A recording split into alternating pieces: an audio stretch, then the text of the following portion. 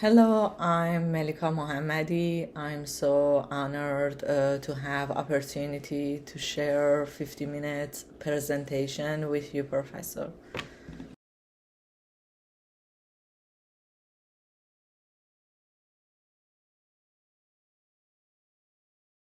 First of all, I wanna to start with my thesis statement.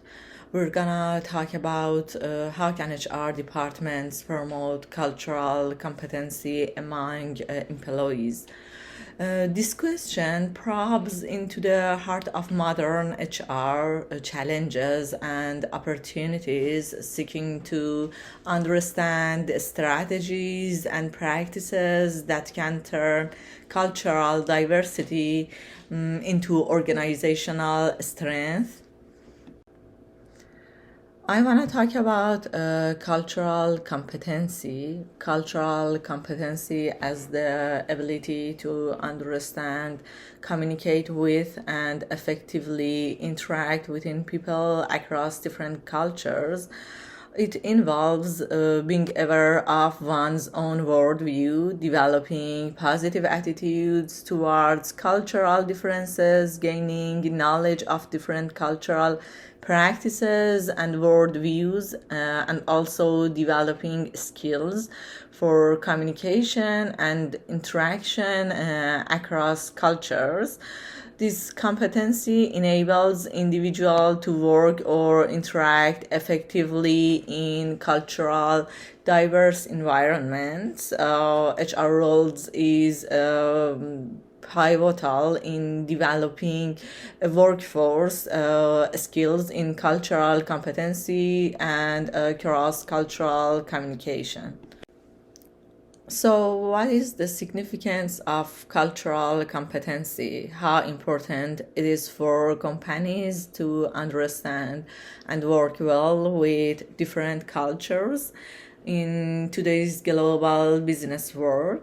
It says that human resources departments are key to making sure employees have the skills to do that. The essay will look at strategies of HR professional can use something like training, making rules such as policies and leadership initiatives to help employees understand different cultures. Oh, it mentioned some studies how well employees understand and work with different cultures. The goal is give practical advice to HR professional and also leaders on creating a workforce that can work effectively in a global. So, as you read in my literature review, there are some key facts that I want to mention again and talk about more about that one. The first one is cross cultural awareness in leadership. Some researchers, such as Janapathy and Kalia Perumal in 2022, delve into the significance of cross cultural awareness in leadership and management, particularly within the context of multinational corporations by conducting qualitative case studies and interviews. The researchers shed light on the dynamics of diverse cultural backgrounds intersecting within these organizations, and the findings underscore the benefits associated with a culturally diverse workforce, emphasizing the unique strength that arise from the synergy of individuals with different cultural perspectives. And the authors emphasize that effective cross-cultural training and sensitivity are crucial components for fostering success in global workplaces. And through their researches, Ganapati and Kali informal advocate for leaders and managers to prioritize the development of skills that enable them to navigate the complexities of diverse cultural contexts. It means that it involves not only acknowledging cultural differences but also actively seeking to understand and leverage them to enhance collaboration and innovation within the organizational setting. Another important concept is global leadership and diversity management in HRM. Subramaniam and Ribero, they are researchers, underscore the imperative for human resources departments prioritize the development of training program dedicated to intercultural skills. Their emphasis lies in recognizing the critical role these skills play in the realm of global leadership and the cultivation of multicultural, inclusive workplace. The researchers advocate for a strategic approach to talent development that goes beyond traditional leadership competencies and place a significant emphasis on fostering the ability to navigate and thrive in diverse cultural contexts.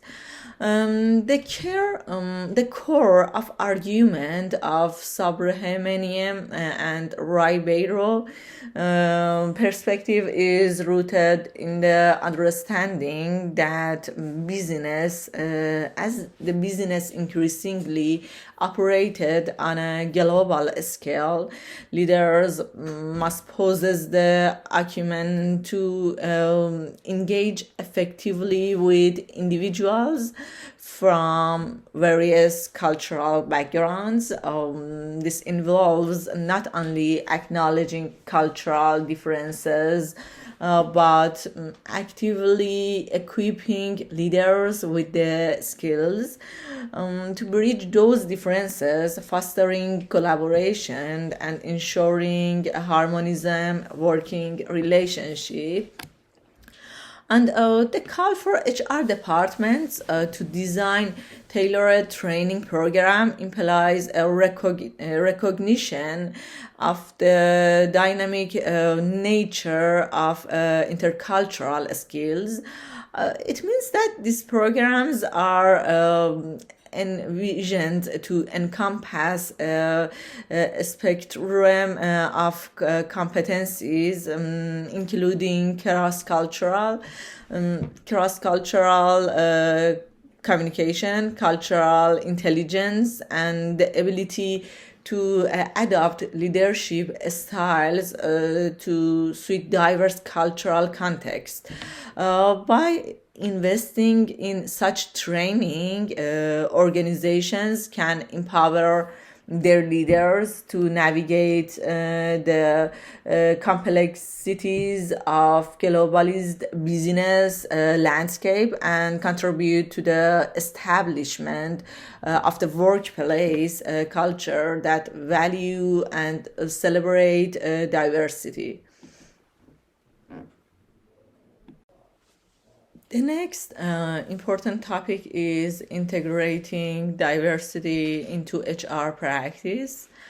Aborge and Deborah delve into the critical realm of cross-cultural communication, competence, and its profound impact on multinational operations, particularly concerning expatriate business endeavors. Their research underscore the pivotal role played by targeted training initiatives in enhancing the effectiveness of expatriates with a specific emphasis on language proficiency, cultural norms, and interpersonal skills. The core argument of Aborge and Debra investigating revolves around the idea that effective cross-cultural communication is integral to the success of multinational operations, and expatriates being at the forefront of international business engagement are exposed to diverse cultural contexts, and their ability to navigate these complexities significantly influence the outcomes of business transaction. As such, the researchers advocate for a strategic approach to training that goes beyond traditional skill set and on the nouns of cross-cultural communication. The importance of language proficiency is highlighted as a fundamental aspect of cross-cultural communication competency. Aborga and Debra argue that proficiency in the language of the host country not only facilitates effective communication but also demonstrates a genuine commitment to understanding and respecting the local culture. Additionally, the researchers stress the need for expatriates to be well versed in cultural norms, enabling them to navigate social situation with sensitivity and adapt their behavior accordingly.